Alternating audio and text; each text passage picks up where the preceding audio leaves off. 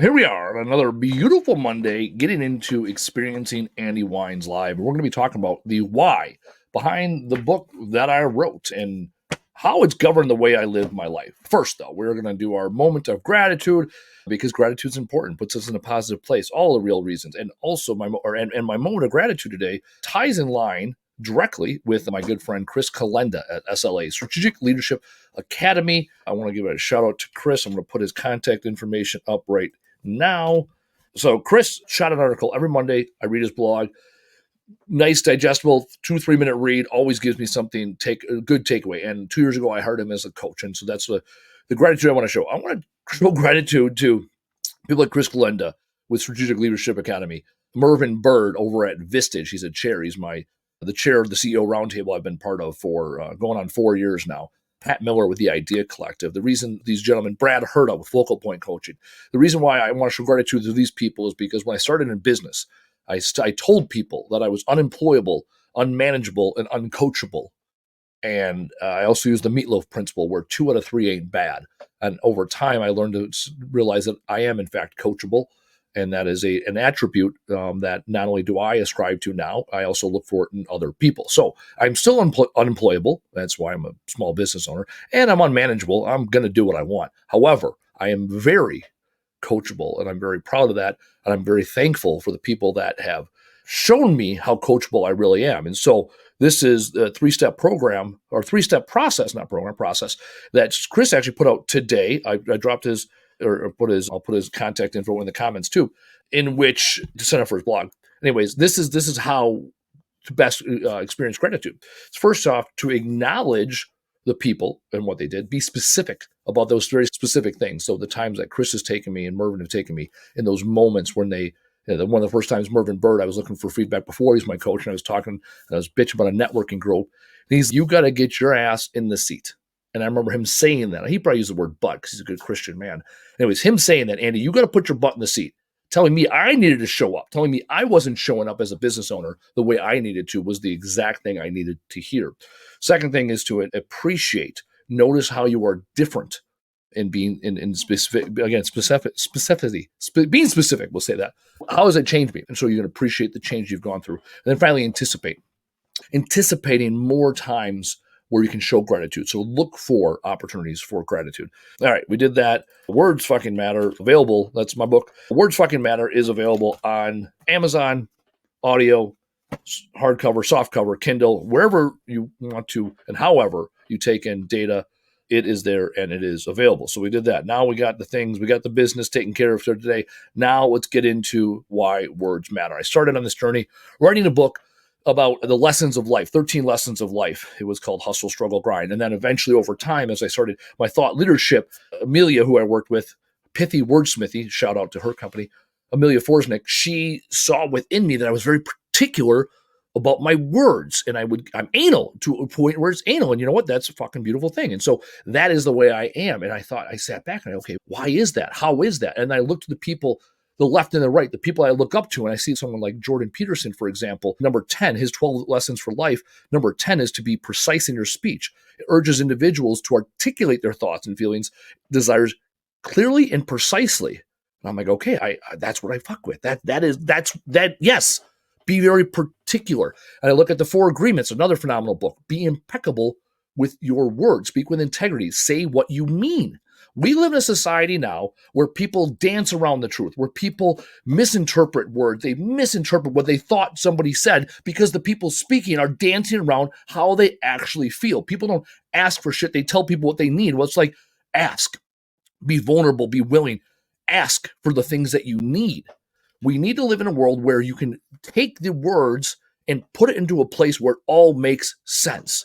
And I was talking about this the other day with my good friend Sarah Elder, the adulting coach. And one of the things I did a thing with her, a Patreon piece, and she's, hey, as part of this Patreon, I need you to write a blog. And so in my head, I'm like, I have to write this blog. No, I need to write this blog. That's a fact. I need to. I made a choice, an obligation, right, for her. And so now I need to do it. And now I transition into I get to write this blog because I transformed that one word and went from an obligation to an opportunity. And now I say, okay, how do I write blogs best? I sit down and I do my 15-minute live show every week about what I'm talking about.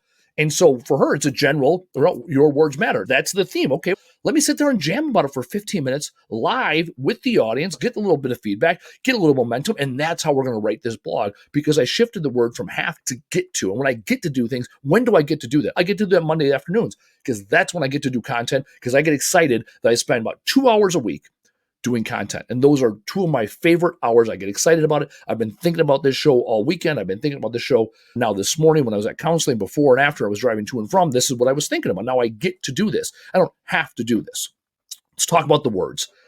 When you change one word, it changes the dynamic behind an entire sentence, structure, paragraph, thought, belief, value, when you can change one word. And I equate it to algebra. Growing up, I loved math. I still love math. And often what happens when you make a mathematical equation, you got it on top and you have to solve for X, right? We have to get to this point down. And they always tell you to show your work. All right, I did this and then I did this, right? We're going to do the multiplication, division. All right, then we're going to do the addition, subtraction. We're going to get rid of some exponents. We're going to run the whatever. We're going to get rid of the negatives. And as you do it, you get to a solution. And there's one of two things. Either the solution is correct or it's incorrect. And when the solution is incorrect, it's not that you fucked the whole thing up. It's not that you made all the wrong choices. Often it's one thing. You divided when you should have multiplied or needed, not should, right? When you needed to multiply. You added when subtraction was the thing that was needed. You did things in the wrong order. You did the addition and subtraction before the multiplication and division, so you did things in reverse order. And so what happens is when you look back at all the steps, you think, okay, hold on, that's the one thing I did incorrect. When I change that one thing, I get the solution I want. And it's no different than words.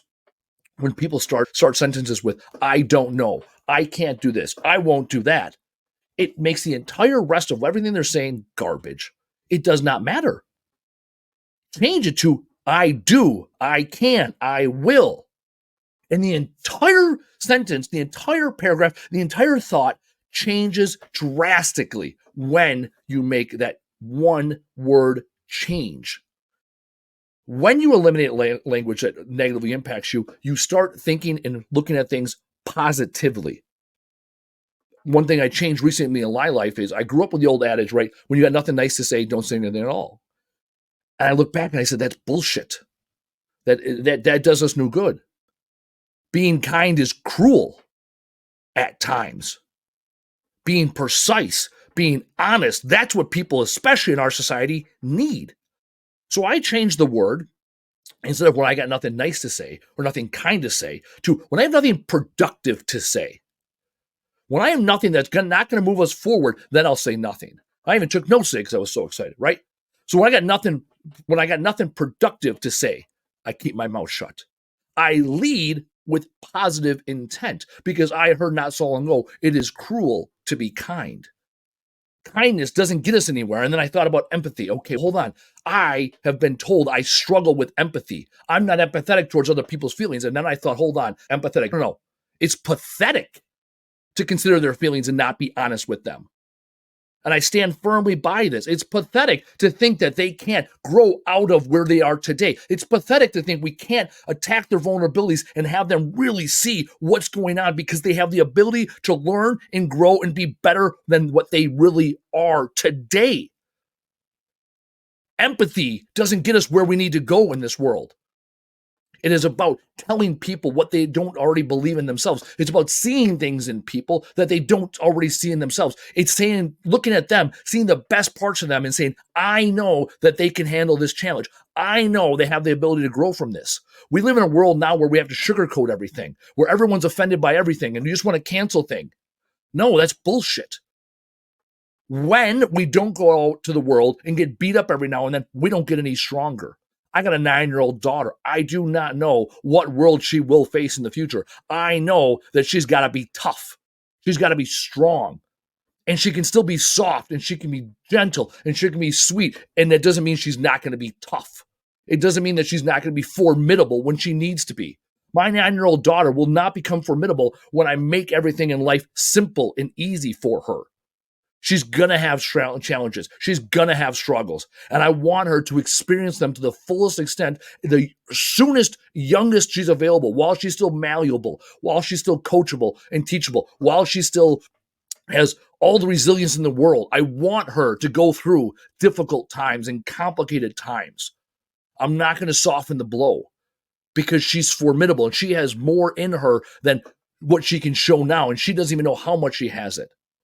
And that's the challenge with everybody else. We dance around and get soft around people because they can't handle it.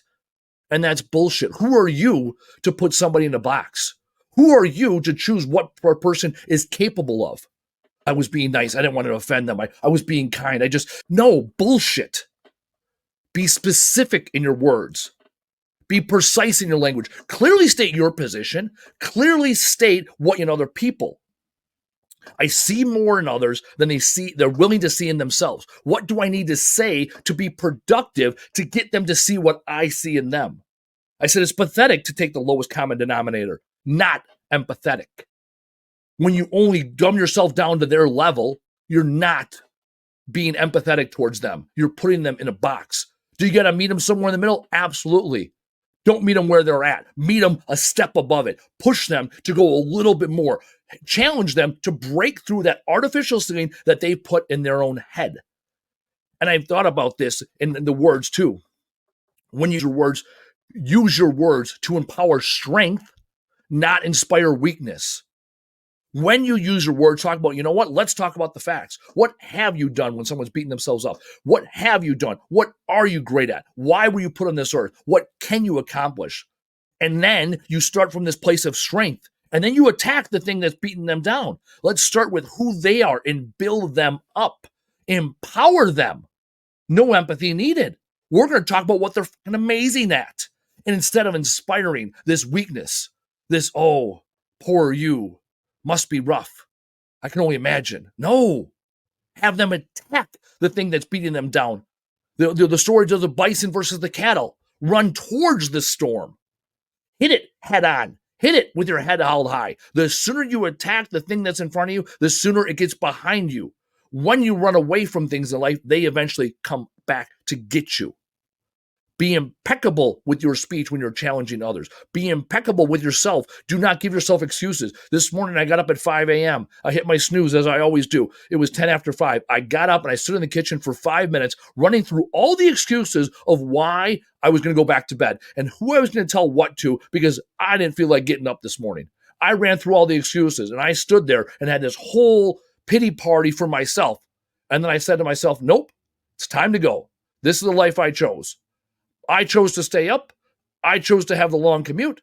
I choose to own a company. I choose to show up and be present as the owner that they need. Could I get away with working from home? Absolutely. That's not my choice, though.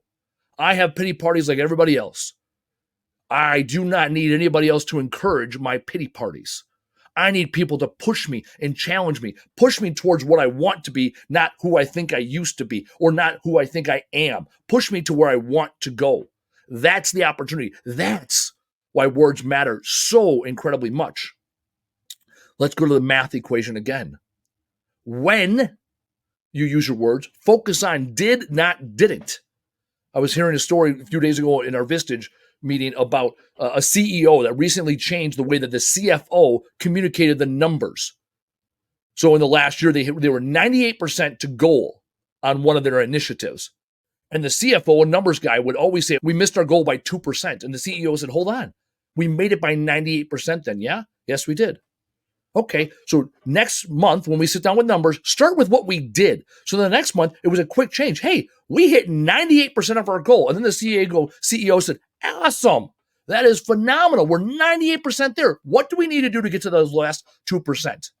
And now we talk about what we did do and versus didn't. And everybody was encouraged because you took a negative, what we didn't do, a -2, a small number, and instead transformed it to the 98% that we did in fact do.